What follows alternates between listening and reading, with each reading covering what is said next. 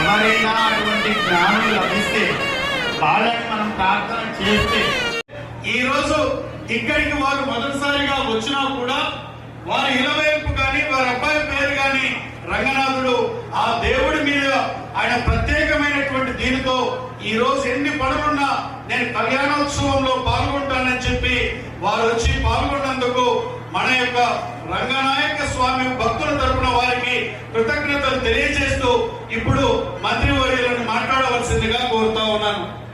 ఈ దేవస్థానానికి రావాలని ప్రయత్నం చేసినప్పుడు కూడాను నాకు ఇక్కడికి వచ్చేదానికి అవకాశం దొరకలేదు.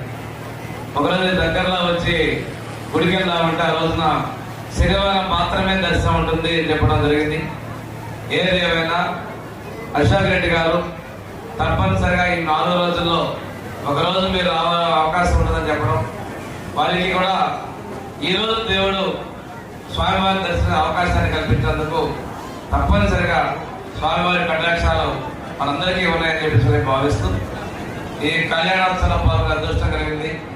తర్వాత ఇక్కడికి వచ్చే కష్టాలు కూడా పెద్దలందరూ కూడా చెప్పడం జరిగింది. ఎందుకంటే అటవీ శాఖలో మనం ఎక్కువగా రిస్ట్రిక్షన్స్ ఉన్నాయి.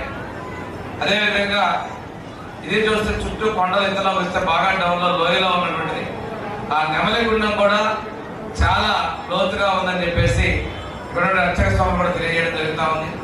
ఏరియా ఇంత దూర ప్రాంతంలో ఫారెస్ట్ లో ఈ ఆలయం, ఇక్కడ భక్తులు కూడా శనివారం రోజు విశేషంగా రావడం అనేది ఈ ప్రాంత మహిమను తెలియజేస్తుందని చెప్పి ఈ ఆలయం మరింత వృద్ధి చెందుతుందని చెప్పి తెలియజేసుకుంటూ